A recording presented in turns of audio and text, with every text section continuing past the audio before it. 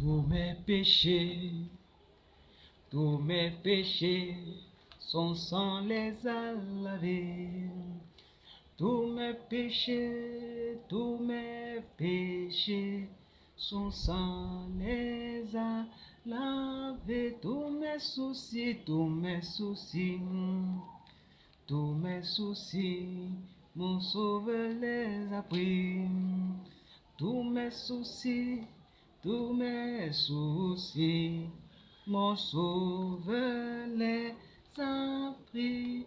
Shalom, shalom, shalom, shalom encore à tous.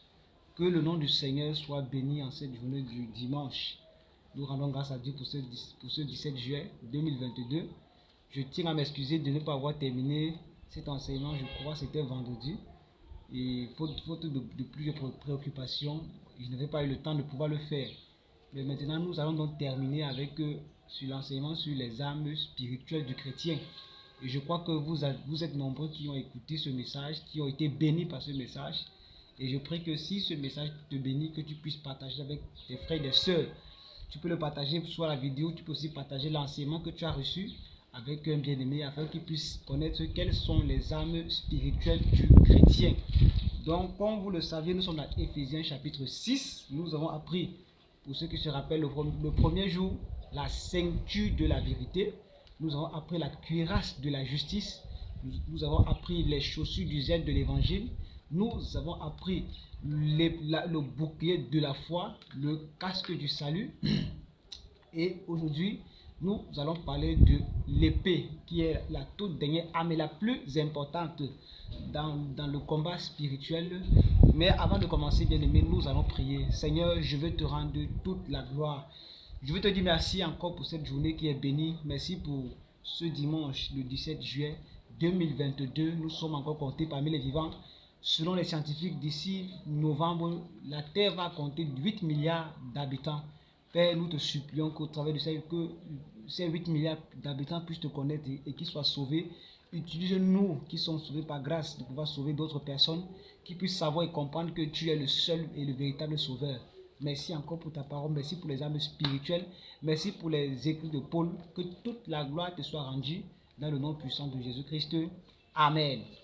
Bien aimé, comme je le disais depuis le premier jour de cet enseignement, dans les armes spirituelles, vous avez vu qu'il y a beaucoup de choses que nous donnons la priorité dans le combat spirituel qui n'ont rien à y voir avec ce que la Bible nous enseigne. Vous ne pouvez pas créer votre combat spirituel, disons les armes de vous ne pouvez pas vous-même créer vos propres armes pour dire que vous allez combattre les démons et toutes ces choses-là comme on vous a enseigné dans les églises, comme vos pasteurs vous enseignent. Non, le pasteur ou bien disons l'apôtre ou n'importe qui ne doit que dire ce qui est conforme aux Écritures. On n'a pas lu dedans qu'il faut connaître les stratégies de Satan, c'est-à-dire connaître dans quelles heures Satan frappe pour se lever et frapper. Non, on n'en a pas besoin de connaître les stratégies, frère. Tu n'as pas besoin de connaître les stratégies de Satan, mais tu dois connaître plutôt les armes que toi, en tant que chrétien, tu dois avoir pour pouvoir lutter contre Satan. Et la première arme qu'on a étudiée, c'était qui? La vérité. Et on a dit que c'est Jésus-Christ qui est la vérité. Est-ce que tu as Jésus-Christ dans ta vie? Est-ce que tu connais Jésus-Christ? Est-ce que tu as la vérité comme ceinture? On a parlé de la cuirasse de la justice. Est-ce que tu es passé par la justice de Dieu ou bien tu as voulu établir ta propre justice concernant ton salut, concernant ta marche chrétienne? Oui, bien aimé dans le Seigneur, c'est une triste réalité, c'est que beaucoup de personnes qui s'autoproclament être des enfants de Dieu, ils ne sont pas passés par la justice de Dieu. Et c'est pour cela que comme un soldat qui n'a pas de cuirasse, ils sont tellement vulnérables. Après cela, on a les chaussures du zèle de l'évangile. Combien de chrétiens évangélisent? Combien de chrétiens sont partis évangéliser? Combien de chrétiens dans les réseaux sociaux, sur leur statut WhatsApp, Instagram, Facebook, n'importe quoi, combien partagent les versets bibliques? Et comment tu veux être donc efficace dans le combat spirituel quand tu négliges l'évangélisation? Je suis vraiment choqué parce que dans la plupart des assemblées, quand on parle d'aller évangéliser, il y a très peu de chrétiens qui se lèvent, qui ont le courage de partir évangéliser. Mais si on dit nuit de puissance, nuit de miracle, nuit de guérison, l'église est remplie. Mais quand il s'agit de partir sauver les âmes, bien aimé, l'église est vide. Les programmes d'évangélisation, tu peux compter 2, 3, 4, 5 chrétiens courageux qui ont le cœur de partir évangéliser. Tandis que tous les autres, ils se disent, ah, ça ne nous concerne pas. Mais quand même, ils veulent être efficaces dans le combat combat spirituel. Bien aimé, c'est presque impossible. Tu ne peux pas impacter autant pour moi dans le combat spirituel si tu négliges l'évangélisation. C'est une chose qui est importante. C'est le ministère le plus important dans l'église. C'est plus important que ta bénédiction que tu recherches. C'est plus important que le mariage, que toutes ces choses-là. C'est même plus important que remplir l'église. Car on peut remplir l'église, mais pas remplir le royaume des cieux. C'est-à-dire que quoi? On forme des adeptes, des religieux, au lieu de bâtir des disciples, ceux qui vont croire au Seigneur Jésus, ceux qui vont croire au salut par la foi et qui vont vivre ce salut par la foi. Non, mais on fait l'enrôlement spirituel. Viens dans mon église. Si tu es dans l'église, c'est bon, tu es enfant de Dieu. C'est le pur mensonge. Ton nom peut être inscrit dans le registre de l'église, mais ton nom n'est pas inscrit dans le registre du ciel. C'est pour cela que l'évangélisation, ce n'est pas premièrement pour remplir nos bâtiments, mais c'est pour remplir le ciel. C'est pour que les âmes soient sauvées. Je crois que j'ai pris la peine d'expliquer en profondeur quand je faisais l'enseignement sur cela. Sois béni si c'est que tu as regardé quelque chose. Ensuite, nous avons le bouclier de la foi. Beaucoup de chrétiens n'ont pas la foi en Jésus. La parole de Dieu déclare dans Romains 10, 17, la foi vient de ce qu'on entend. Et ce qu'on entend vient de la parole de Dieu. Ça ne vient pas de la parole d'un homme. Ça ne vient pas de la parole d'un apôtre, d'un pasteur, d'une révélation d'un homme. Mais ça vient de la parole de Dieu. Alors, il est important que chaque chrétien sache doit savoir autant pour moi, que vivre la foi, c'est quelque chose, c'est une réalité, c'est quelque chose que tu dois expérimenter. Ensuite, on a parlé du casque du salut. Voilà, bien sûr, toujours le casque parce que c'est sur la tête. On a expliqué que la tête est l'élément le plus important du corps. Si la tête est touchée, tout le corps automatiquement est anéanti. Alors, bien aimé dans le Seigneur, il est important que tu connaisses le salut en Jésus-Christ, qui est lié avec la justice de Dieu et qui est lié avec Jésus-Christ lui-même. Donc, nous allons donc enchaîner et terminer ce soir avec donc notre 6e arme. Nous sommes dans Éphésiens chapitre 6, le verset 18, donc 17. Voilà, je vais relire 17, tout le chapitre, tout le verset, autant pour moi. Prenez aussi le casque du salut et l'épée de l'esprit qui est la parole de Dieu. Donc, le dernier sujet ce soir, c'est la parole de Dieu. C'est l'une des choses que beaucoup de chrétiens négligent aujourd'hui dans l'église. C'est la parole de Dieu, c'est ceci. Voici l'une des choses que beaucoup de chrétiens négligent. Bien-aimé dans le Seigneur, je vais te dire une chose. Quand tu deviens enfant de Dieu, quand tu donnes ta vie à Jésus selon l'expression de certains, quand tu nais de nouveau pour d'autres, tu dois savoir que la chose primordiale, c'est que tu dois connaître Dieu. La parole de Dieu, c'est le testament de Dieu. C'est là où tu peux connaître Dieu. Tu ne peux pas connaître Dieu sans toutefois avoir lu sa parole. Je vais expliquer ça clairement. Nous tous, les Camerounais, nous connaissons que Paul Biya, c'est le président du Cameroun. Mais personnellement, je ne connais pas les goûts du président du Cameroun. Je ne sais pas s'il aime la couleur bleue, s'il aime la couleur verte. Je ne connais pas quel est son plat préféré parce que je ne le côtoie pas. Donc je le connais à distance. Je sais que c'est le président. Je peux connaître son âge. Je peux connaître où il est né, où il vit. Je peux connaître même ses voyages officiels et même officieux, oui. Mais je ne peux pas le connaître personnellement parce que je n'ai pas d'affinité avec lui. On n'est pas amis. Vous voyez un peu. Donc c'est une connaissance, mais ce n'est pas un ami. Or, Dieu, contrairement à toutes les religions qui nous font comprendre que Dieu est loin là-bas et que l'homme ici est très très loin de lui. Or, le christianisme au travers de la Bible veut que tu apprennes à connaître Dieu, à connaître la volonté de Dieu. C'est pour cela que quand tu nais de nouveau, la première chose, ce n'est pas venir demander des choses à Dieu. Tu dois apprendre à connaître Dieu. C'est un peu comme quand un homme, une femme se marie et que dans le mariage, maintenant, on apprend à se connaître. Puisque pendant les fiançailles, on n'a pas eu à se connaître en profondeur pour certains. Alors, c'est pour cela que dans le mariage, je commence à côtoyer mon épouse et elle me côtoie. Et c'est comme ça que la vie en commun nous permet de mieux nous connaître. Et c'est la même chose que Dieu veut faire avec nous. Puisque Dieu n'est pas un homme, du genre quand tu donnes ta vie à Jésus, il vient habiter chez toi de manière physique, c'est spirituellement, c'est au travers de ce testament, de la parole de Dieu, que tu vas apprendre à connaître Dieu. Rappelez-vous très bien, quand Satan vient tenter Jésus par rapport à la nourriture, qu'est-ce que Jésus-Christ dit? L'homme ne vivra pas de pain seulement, mais de toute parole qui sort de la bouche de l'Éternel Dieu. Ça veut dire que la nourriture principale, primordiale de l'homme, ce n'est pas le pain physique, mais c'est d'abord la parole de Dieu. Parce que la parole de Dieu te permet de connaître qui est Dieu. La parole de Dieu, c'est écouter Dieu. C'est fermer sa bouche et écouter le Seigneur. C'est écouter ce que Dieu veut de toi. C'est pour cela que c'est très important. Et Dieu, au travers des Écritures, te parle de lui, de comment est-ce qu'il fonctionne, comment il travaille, comment il châtie, comment il bénit. Toutes ces choses-là sont rassemblées dans la parole. Mais aujourd'hui, quand une âme donne sa vie au Seigneur Jésus, on est de nouveau pour d'autres, on l'amène à écouter Dieu, on va plutôt l'amener à beaucoup bavarder devant Dieu. On le met dans les programmes de prière, de jeûne, de délivrance, de tout ça, toutes ces choses-là. Mais il va aller parler, prier à un Dieu qu'il ne connaît pas. C'est comme par exemple, quelqu'un qui veut te brancher par exemple avec le président Paul Biya, au lieu qu'il te met en contact direct avec lui, que vous causez, que vous discutez, il commence à te donner des instructions qui n'ont rien à y voir. Et maintenant tu peux faire quelque chose qui peut énerver le président, et ça peut même coûter ta vie. Et c'est ainsi donc que beaucoup de personnes bien aimées, quand ils donnent leur vie au Seigneur Jésus, on ne leur permet pas malheureusement qu'ils puissent apprendre à connaître Dieu. Oh, c'est la toute dernière âme, c'est l'âme de clôture, c'est la parole de Dieu. Écoutez bien. La première arme, c'était quoi? La vérité pour ceinture, qui est Jésus. Et la dernière arme, c'est quoi? C'est la parole de Dieu. La parole de Dieu est la chose la plus importante dans la vie d'un enfant de Dieu. Je vais prendre un cas qui est très simple dans la Bible. Quand Moïse est mort et que Josué devait remplacer Moïse, qu'est-ce que Dieu a dit à Moïse? Dans Josué chapitre 1, le verset 8, Dieu dit à Moïse que ce livre de la loi ne s'éloigne point de toi. Médite-le jour et nuit pour agir fidèlement selon tout ce qui est écrit. Je vais t'expliquer le contexte. Josué est celui qui a été mandaté par Dieu pour faire entrer le peuple d'Israël dans la terre promise. En principe, dans la terre promise, il y avait des peuples étrangers qu'il fallait chasser. Et les gars ne pouvaient pas être chassés par les gars. Vraiment, excusez-nous, c'est notre terre, partez comme ça. Bref, pour dire qu'il ne serait pas facile de les chasser de manière diplomatique. Donc, il fallait faire la guerre. En principe, Dieu connaît l'armée, il connaît tous les principes de l'armée. Il aurait pu dire à Josué, prends les hommes vigoureux du pays, commence à les apprendre à tirer à l'arc, à frapper avec l'épée. Là maintenant, vous pourrez faire le combat. Non, ce n'est pas ce que Dieu a dit. Tout ce que Dieu a dit à Josué, c'est d'observer ce que Moïse a écrit, de méditer ça jour et nuit, pour agir fidèlement selon tout ce qui est écrit. Donc, la délivrance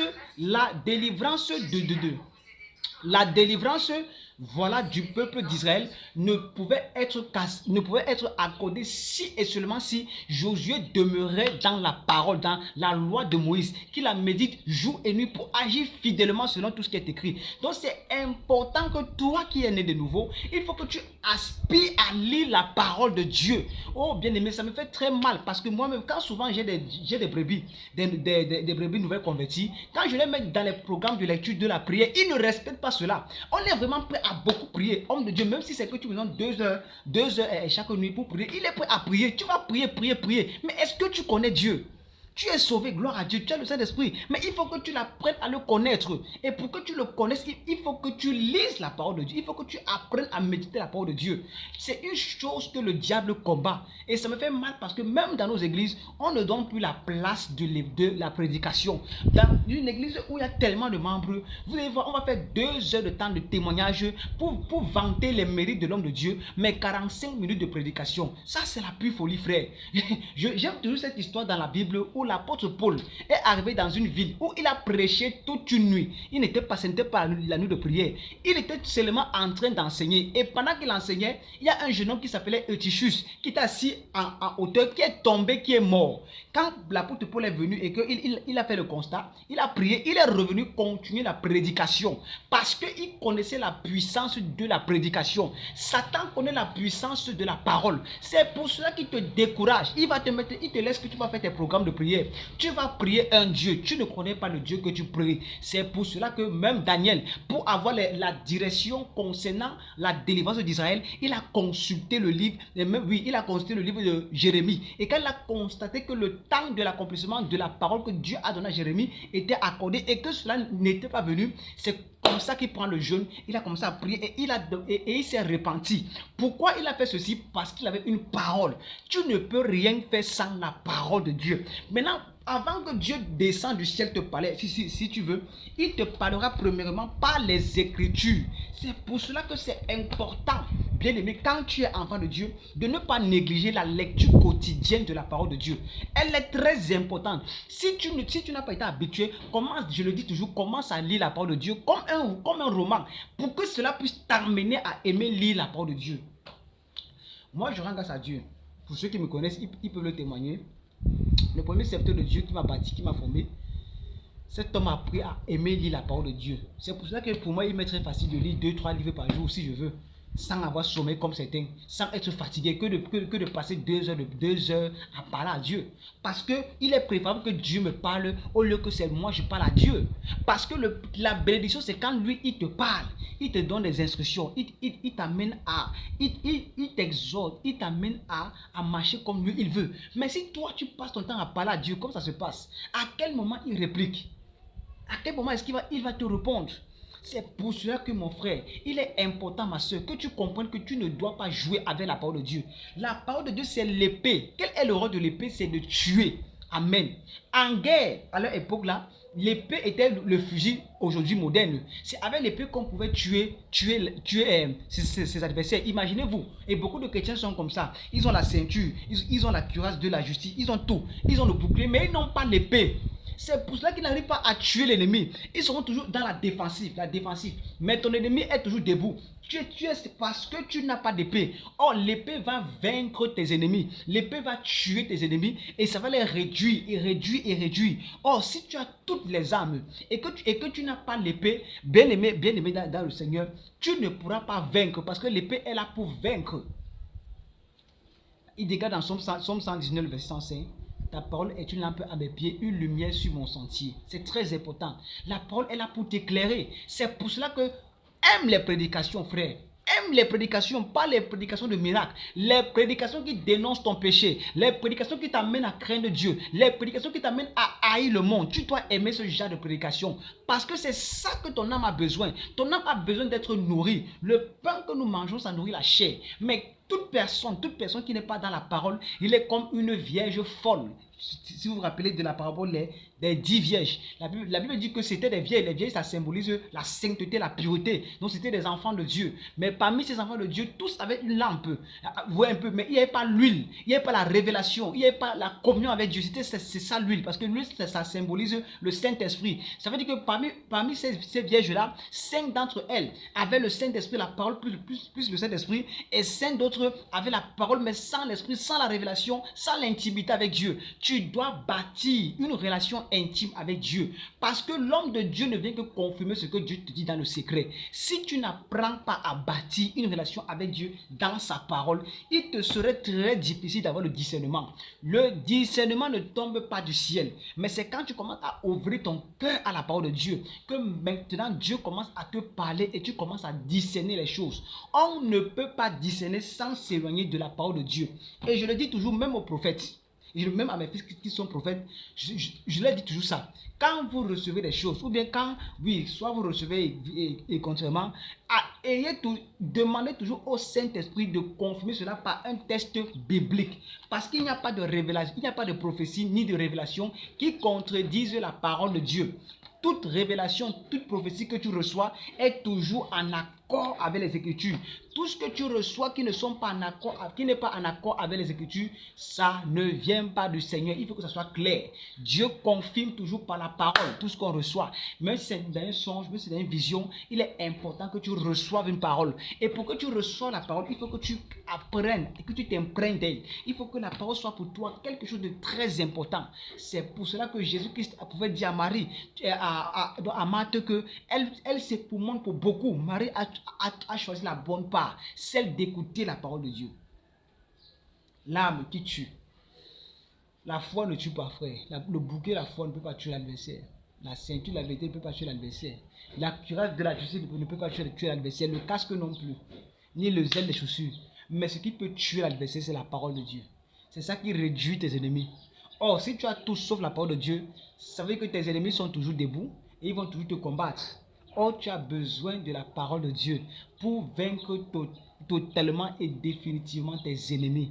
Tu as besoin que la parole de Dieu soit le centre de ta vie. Bien-aimé, ne va pas à l'église parce qu'on prêche les miracles, parce qu'on prophétise. La prophétie ne va pas bâtir ta foi. La prophétie ne va pas t'amener dans la sanctification. Tu as besoin d'aller dans une église, même si là-bas on ne prophétise pas. Mais si la parole qui est prêchée te pousse à haïr le péché, à fuir le monde et à chercher Dieu, tu es au bon endroit. Même si l'homme de Dieu ne prophétise pas dans ta vie, au travers de ta communion avec le Seigneur, avec Dieu, Dieu va commencer à se révéler à toi. Je te dis une chose qui est biblique, qui est vérité et qui ne manque pas. La Bible déclare dans Actes chapitre 2 que l'Église persévérait dans la doctrine des apôtres. La première chose, c'était l'enseignement. On lit ça dans Acte 2, car je crois que c'est 42. Écoutez ce que l'apôtre Luc nous dit, pas l'apôtre. Ce que Luc nous dit. Luc dit dans Acte 2, écoutez bien. Il dit, dans Acte 2, 42, voilà, il dit, il persévérait dans l'enseignement des apôtres. Dans d'autres versets, c'est la doctrine. Il persévérait dans la doctrine des apôtres, dans la communion fraternelle, dans la fraction du pain et dans les prières. Donc la première chose, ce n'était pas les prières, ce n'était pas la fraction du pain, ce n'était pas la communion, mais c'était la doctrine des apôtres. Donc il persévérait dans l'enseignement, dans la parole, dans la prédication. La prédication est l'élément le plus important du culte. Si vous faites un culte sans prédication, c'est comme si vous êtes rassemblés pour une réunion, vous avez bavardé de tout et vous n'avez pas mangé. Et vous connaissez à plus forte combien de fois la nourriture est tellement importante, surtout chez nous en Afrique. Si tu organises ton mariage et que la nourriture n'a pas satisfait, même si ta robe coûtait 500 millions, même si la voiture, même si vos bagues, tout ce que vous avez fait, la décoration coûtait 100 milliards et que la nourriture n'a pas été bonne, les gens vont se fâcher. Les gens ne seront pas contents. Oui, parce que la nourriture est une chose, surtout chez nous en Afrique, c'est la chose la plus importante dans un mariage. Tu peux avoir une très mauvaise robe, vous pouvez avoir fait une mauvaise organisation, mais si les gens mangent bien, ils vont dire que c'était un bon mariage. Donc c'est ainsi que la parole de Dieu est la chose, l'élément le plus important dans un culte, où on prend le temps de consommer la parole de Dieu et que cela apporte la vie. Parce que la parole de Dieu est là pour détruire le vieil homme et pour élever l'homme nouveau créé selon Dieu. La parole de Dieu est là pour te transformer, pour te régénérer, pour faire de toi ce que Dieu voudrait que tu sois. C'est la chose la plus importante. Mais si tu viens à l'église, tu négliges la parole de Dieu, tu es comme dans nos réunions, dans nos assises, où on fait tout, et il n'y a pas ce qu'on appelle communément le 11e, je crois que c'est le 11e point. Il n'y a pas cela. Et c'est dangereux, frère. Et c'est dangereux, sœur. Et on se tourne 10 ans, 15 ans, 20 ans, on n'évolue pas dans la foi. Un enfant qui est mal nourri ne peut pas grandir. Et c'est ainsi qu'un chrétien qui n'est pas nourri par la parole ne peut pas grandir. Écoute, les paroles de connaissance que le prophète te donne, les prophéties qu'il te donne ne peuvent pas t'amener à fuir le péché, mais seulement la parole de Dieu. Quand nous lisons par exemple l'histoire de l'église primitive, on voit une église qui manifeste l'amour entre eux. C'était même pas jusqu'à vendre les terrains parce que le frère Tamo a un souci dans l'église. On voit les gens qui viennent avec leur salaire et on distribue selon le besoin de chacun. On ne prêche pas ce qu'on prêche aujourd'hui, chacun s'assoit, Dieu le pousse, l'évangile de prospérité, cherche ta part de richesse, moi je cherche la mienne. Non, on les prêchait à faire tout en communion. Et ce qui faisait la force de cela, c'était parce que l'élément primordial, c'était l'enseignement des apôtres, c'était la doctrine des apôtres. C'était important, frère, c'est très important. Vous devez aimer l'enseignement de la parole de Dieu, surtout quand elle est en esprit et en vérité. Vous devez aimer la parole de Dieu plus que même les prières. C'est important. Parce qu'une personne qui connaît la prière, qui connaît, amen, une personne qui connaît, voilà, qui est dans la parole de Dieu, il ne va pas écrire les lettres ouvertes à Dieu, comme on voit souvent des personnes qui ne connaissent pas les hautes personnalités, et ils vont sur Facebook, sur les réseaux sociaux, ils commencent à faire des lettres ouvertes. C'est-à-dire que quoi? Bon, j'écris une lettre à X personne, comme je n'ai pas de relation avec la personne, je plaque ça sur le net, espérant que la personne va venir lire cela. C'est ça, c'est ce qu'on appelle donc les lettres ouvertes. Or, quand tu connais une autre personnalité, tu as son numéro de téléphone, quand tu as un souci, tu l'appelles et tu ne bavardes pas beaucoup. Tu dis l'essentiel parce que tu connais ce qui va toucher son cœur.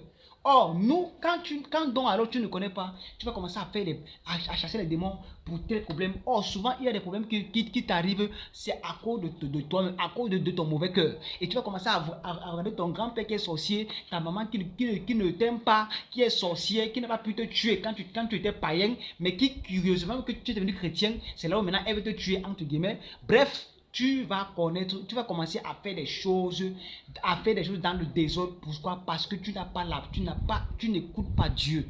Or, tu dois écouter Dieu. Un enfant de Dieu qui écoute le Seigneur face au combat spirituel, il se comporte comme Jésus. Regardez comment Jésus a chassé Satan.